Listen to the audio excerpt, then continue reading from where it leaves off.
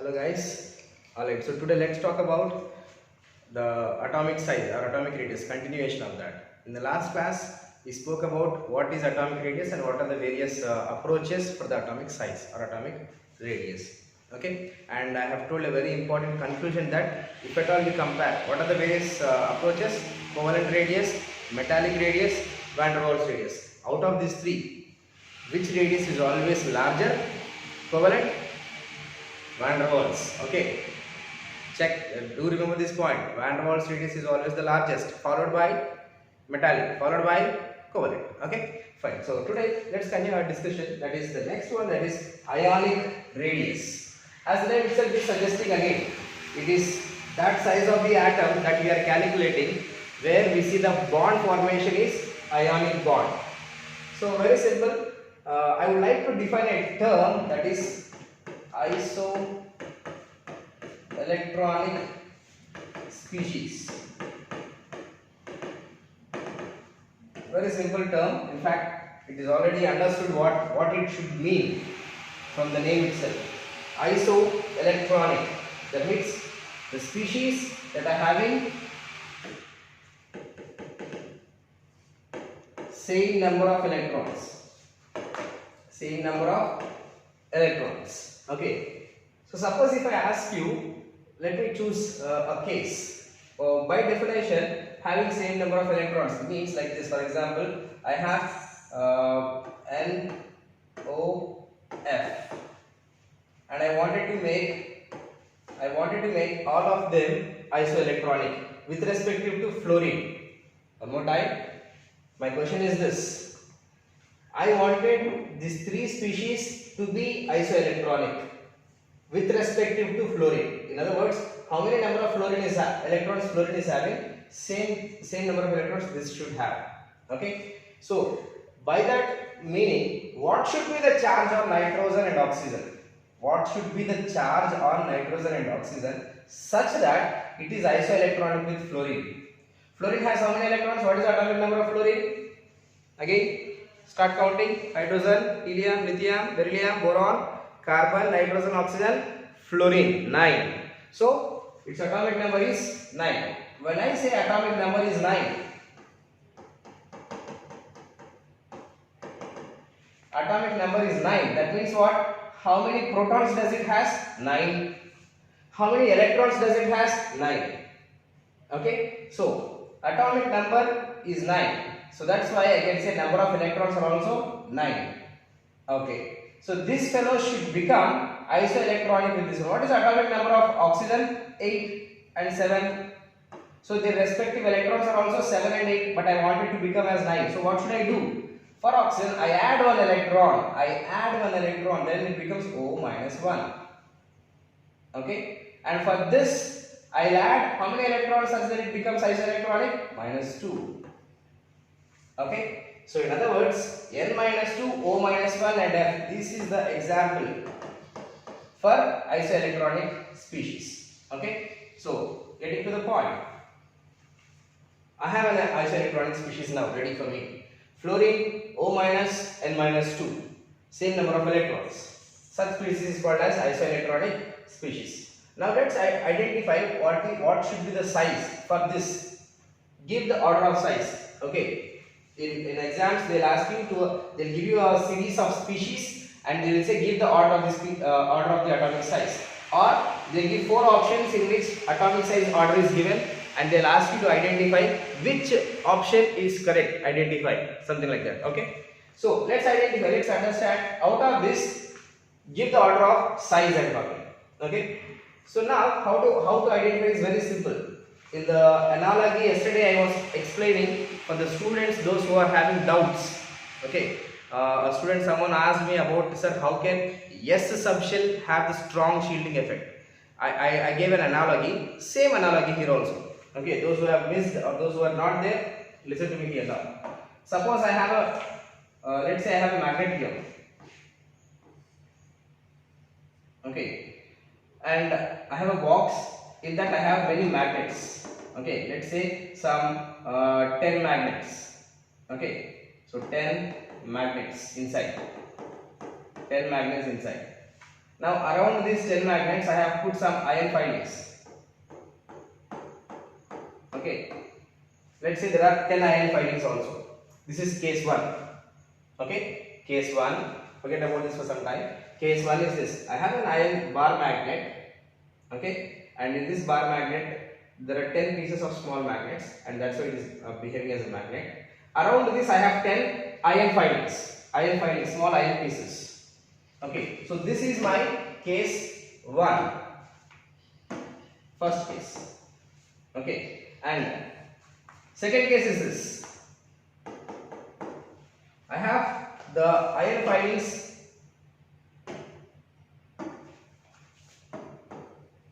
my bar magnet with same 10 magnets inside, and I have only 8. Okay, of course 3, 4, let's say 4, 5. Okay, fine. So I have only 8 iron filings now. Fine. One is extra. Fine. Let's say 9 only. Okay. So what do I? My question is this now. So in case 1 and case 2, in which case the force of attraction will be greater on the iron filings? Okay. 10 iron filings. 10 iron filings, around them 10 magnets, around them 10 iron filings and only 8. In which case force of attraction will be greater? Obviously in the second case. Remember this: whenever the force of attraction is greater, the iron filings will go towards that. They get attracted. Yes or no? Whenever there is a force of attraction, greater force of attraction, obviously by natural phenomena they go and attract towards that. In other words, they are getting closer towards the magnet. Okay, so with this analogy you can answer the question. Okay, so let's come back. So how many protons does fluorine has? Already said protons. How many protons? 9. How many protons? 9? No, 8. I am asking about protons. Protons is atomic number. Atomic number is number of protons. How many protons? I am asking about protons. 8, 9 and how many? 7. Now how many electrons? All of them. 9, 9, 9. Okay, fine. So this is a case like the similar case. In one case I have 9 magnets attracting 9 iron filings. I have only 8 attracting 9. I have only 7 attracting 9. In which case there will be a greater force of attraction comparatively in this case. If there is a greater force of attraction in this case, one more time, those who are still questioned, I have only 9 magnets, okay, and attracting 9, and here I have only 8, but still attracting 9, still lesser, 7 only, attracting 9. So in which case there will be greater force of attraction? In this case. In which case there will be lesser force of attraction? In this case. So between these two, where the electrons will be moving towards the nucleus, in this case. So if the electrons are moving closer towards the nucleus, size is decreasing. So give the order of the size. When I say give the order of the size order should be this. Okay, so very important. In the isoelectronic species, what is isoelectronic species? Having same number of electrons. The species having same number of electrons. The atomic size or ionic radius. Can I write like this? Ionic radius, I wanted to relate with Z. Should it be directly proportional or inversely proportional? This is for what? For isoelectronic only. Okay, so for isoelectronic only I am talking about. So for isoelectronic, can I bring a relation? Ionic radius, should it be directly proportional or inversely proportional? My question is this. So just relate yourself. It should be what? Inversely proportional. Greater the atomic number, ionic radius is lesser. Greater the atomic number, size is lesser. Bottom line is this. Hope you understood. Take down this and we'll meet for the next. Okay, fine. So hope you understood. Very important point. Ionic radius inversely proportional to Z atomic number, provided only and only when we are talking about only and only for isoelectronic species.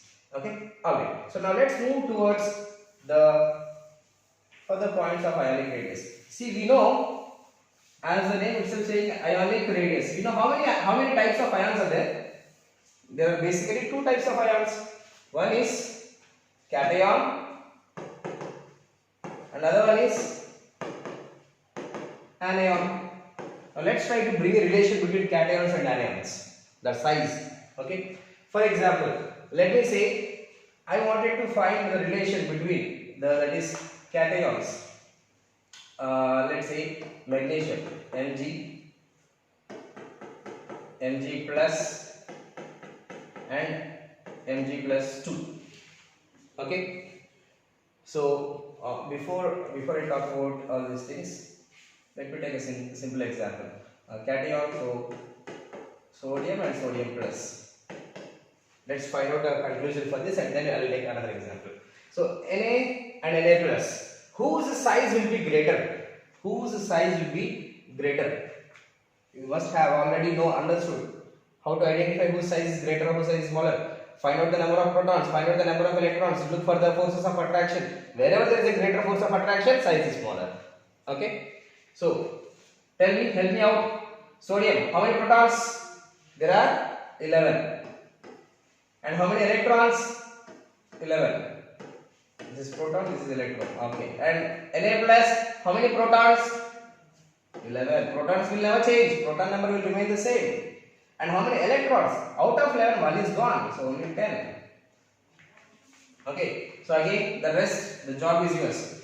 So 11 protons attracting 11 electrons, 11 protons attracting only 10. In which case force of attraction is greater? In this case, if there is a greater force of attraction in this case, size should be less. So what is the order? This should be the order. Yes or no? So I want to write a conclusion here. In our discussion, the conclusion that I wanted to make is this. Always and always, for a given species,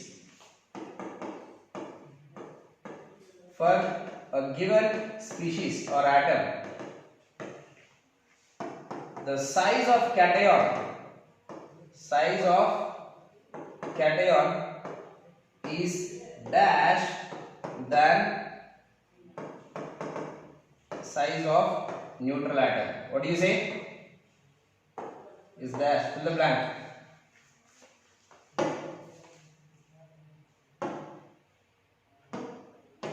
I hope you have filled. So size of the cation will always be smaller. A very important point to solve the questions. These simple logical questions can be asked from this area. Okay, fine. Now let's talk about anion. Take one simple example of anion as well. Let's say fluorine and fluoride. This is fluorine atom, fluoride atom. Alright. Now again, give the order. In which case the size will be greater and size will be smaller. By this time you must be doing. Don't sit idle and just keep listening to me. Apply your logic. I have already explained. Apply your logic and identify which should be smaller and which should be greater. What is that logic? Same. How many protons? How many electrons? Atomic number. And how many electrons? Just now we have seen 9 protons, 9 electrons. In this case, 9 protons and I have 10 electrons. So decide. So which will have greater force of attraction? This one. 9 protons attracting 9.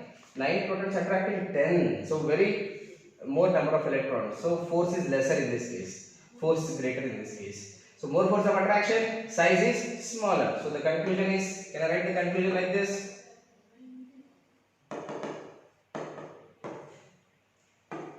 For a given species,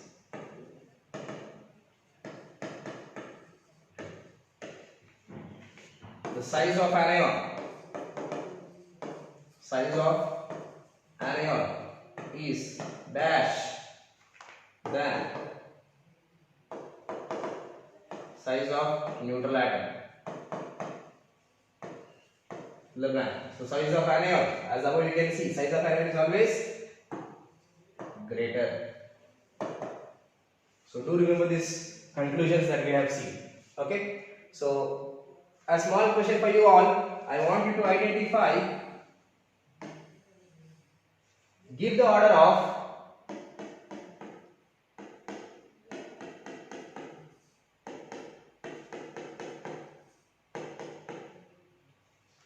Okay, give the order for this atomic size, and I hope you can do it. But if anybody is unable to do, comment below so that I'll explain it again. Okay, same logic. Identify number of protons, identify number of electrons. See in which case there is a greater force of attraction. That will be smaller in size. Okay, all. Just take it up.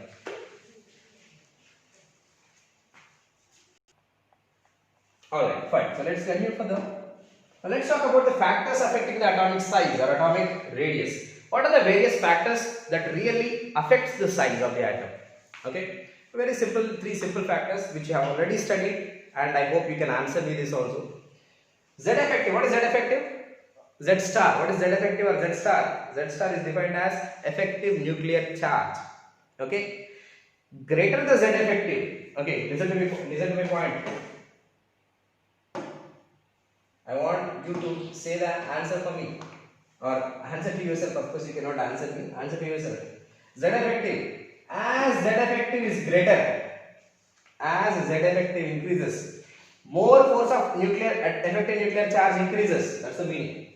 More force of attraction increases. So size should decrease. Obviously, if greater force of attraction, the size will automatically start decreasing. Simple. Okay. Now I am talking about second factor. So first factor clear. Second factor, sigma. What is sigma? Shielding effect. Yes or no? Shielding effect. And other day I have told you already. Okay, the nucleus tries to attract the electrons that are present in the valence, but those electrons are shielded by inner electrons. Now the inner electrons shielding. Okay, we have calculated this latest rule, sigma, that is shielding constant. Okay, so if the shielding constant is greater, that means it is providing strong shield or weak shield? Strong shield. If there is a strong shield, then will the size decrease? No. One more time, I repeat. If sigma is greater, that means what? Shielding constant is greater. If shielding constant is greater, that means the shield is strong. That's the meaning. If the shield is strong, can the nucleus pull the electrons easily? No. If the nucleus cannot pull the electrons easily, then the size will not decrease. Okay. So in other words, if there is a strong shielding effect, it is reverse. Okay. That is, will the size decrease? No, the size will increase. Bottom line, hope you understood. If the shielding is high, size is high. If the shielding is weak, size is small. Very clear question. Alright. Then lastly, shell. As the number of shells increases, size will. As the shell increases, size also will increase. Shell is nothing but n value. Depending upon the n value. When I compare 1s and 2s, okay. First shell, second shell. In these two cases, this is 1s, 2s. Okay. So in the 1s and whose size is bigger? Obviously, n value is 2 here, n value is 2 here, and n value is 1. So depending upon the n value, we can say as the n value increases, size also increases. So 2 or 3 important factors. I hope. Okay. Hope you understood. So write it in this format only, not in a big sentence and all. In this format, and just take down this. Okay. I'll see you again. Alright, so now let's go ahead. We spoke about the factors affecting the atomic size. Now let's talk about periodicity. Now what is periodicity?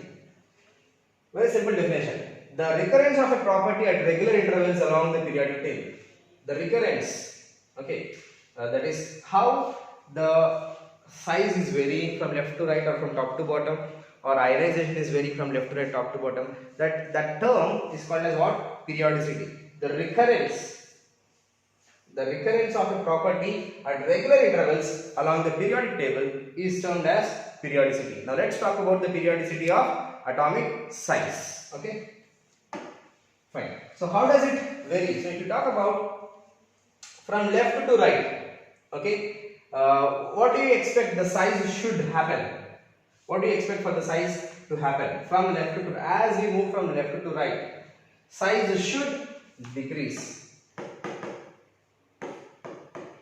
Now what is the reason? be the reason because of size decrement. As we move from left to right, you take the periodic table.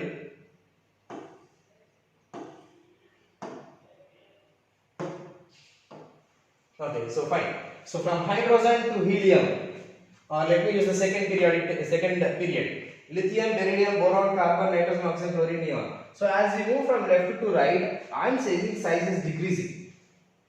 Why is that size is decreasing? Or not my saying, you should try to understand yourself. What is the atomic number here? 3, 4, 5, 6, 7, 8, 9. Okay?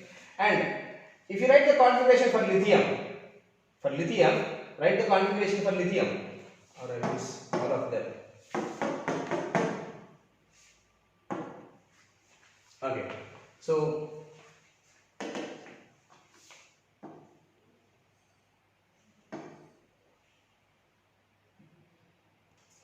alright, so now let's see here. So we can see that lithium, beryllium, boron, carbon, nitrogen, oxygen, fluorine. Okay, so now in this, if you look up the configuration, I was asking about how to identify the size. So out of this, whose size is smaller? Okay, so don't tell me sir, fluorine size is bigger. Okay, just I can increase or decrease the size. Okay, fine. So if you talk about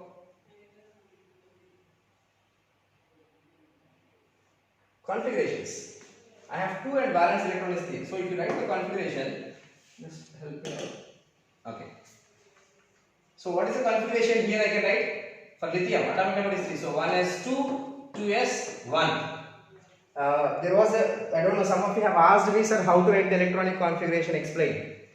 So here itself I will explain you how to write the electronic configuration as well. Okay, try to understand the point. So we have the shells, first shell, second shell, and as we move on from top to bottom, there are more number of shells increasing. So 1s2, 2s1, beryllium, totally 4 electrons, 1s2, 2s2. For boron, 1s2, 2s2, 2p1. For carbon, 1s2, 2s2, 2p2. For nitrogen, 1s2, 2s2, 2p3. And here for oxygen, same, 1s2, 2s2, 2p4. And for fluorine, 1s2, 2s2, 2p5. Alright. So now this is what we can see the configurations of the various elements. As we move from left to right, you can see that all the newly coming electrons, see the atomic number 3, 4, 5, 6, 7, 8, 9. So the newly coming electron is now entering into the same shell. Second shell is here. So the second shell, same. The newly coming electron is also entering into the second shell only. Newly coming electron is entering into the second shell. So wherever you see, the shell is the same. In other words, the electrons are entering into the same shell. Okay. So same shell, but the effective number of nuclear charge, proton number is increasing 3, 4, 5, 6, 7, 8, 9.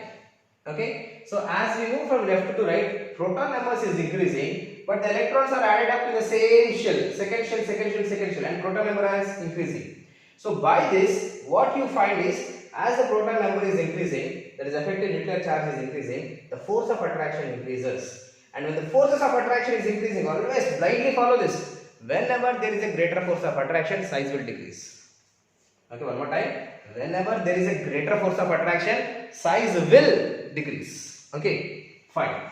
So as we move from left to right, the electrons are added to the same shell and effective nuclear charge is increasing very drastically, and you find that the force of attraction is greater, and because the greater force of attraction, size is decreasing. Okay, so I'll write the reason here.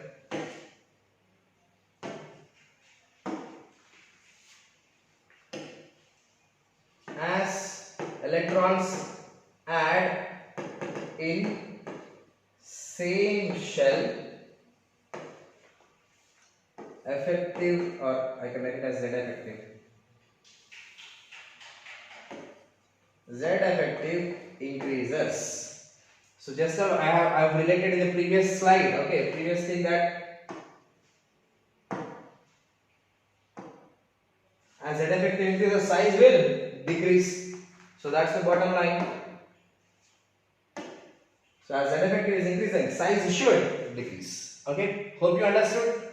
Okay, so from left to right, remember this. From now on, remember this very important point. From left to right, size will decrease. Okay, so now let's talk about from top to bottom. Okay, I'll just remove this.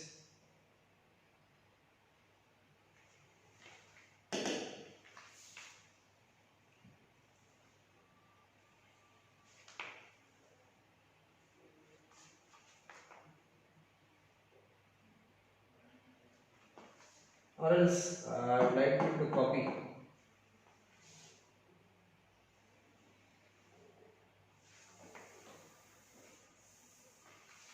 Okay, so just write this and we'll continue this furthermore. Ultimately you can write. So from top to bottom, again take the same periodic table and see from top to bottom what should be happening. By this time, if you have already known, understood, then you must be explaining it already. If I take from top to bottom, that is hydrogen, lithium, sodium, potassium, rubidium, cesium and francium. Let's take these atoms. Okay, see, you can see very clearly. Okay, fine. So I was comparing about the period. So from left to right we have seen. Now let's talk about from top to bottom. So when you talk about top to bottom, I have considered the elements of first group like this: lithium, sodium, potassium, rubidium, cesium and francium. Okay. So lithium, it has only two shells. The electrons is entering into the second shell, and for sodium the electron is entering into the third shell, first, second, third shell, and for potassium if you see first, second, third, fourth shell, and for the rubidium fifth and sixth, and here we have the seventh shell. So because of this, what we identify is the size of the nucleus, or sorry, the size of the atom from top to bottom is increasing. Okay, of course the fraction should be somewhere here and its size should be still bigger. Okay, fine. So you can take like this. So from top, fraction is somewhere here, big atom. Okay, so from top to bottom, size is increasing. Reason just opposite to that. As electrons are added in different shell, as electrons are added in the different shell, and Z effective is relatively decreasing. Okay, Z effective relatively decreases because of the shielding effect that we are going to study now. So simple reason that you can say is this: from top to bottom, size will increase. Reason: as electrons added up, electrons add in new shell. New shell. When I say new shell, what is that increasing? N value is increasing. Electrons are added up to the new shell. N value is increasing. So in the previous slide I have told you already. As N value increases, shell here the N value. As N value increases, size also will increase. So the bottom line, very important. We have concluded the following things. From left to right, size should decrease. From top to bottom, size should increase, and these are the reasons. Okay, fine. Just take this down. Pause the video, take the down or take the screenshot, take the notes. Okay, do take the notes. Okay, so hope you understood. So let's go further. Alright, so now a question to you all. Okay, for today I'll stop with this with a question. The question is this: if I compare from left to right, okay, as I see from lithium, beryllium, boron, carbon, nitrogen, oxygen, fluorine, and let me use the neon. Okay, what should be the order of the size from left to right? Size is decreasing. So the order should be what?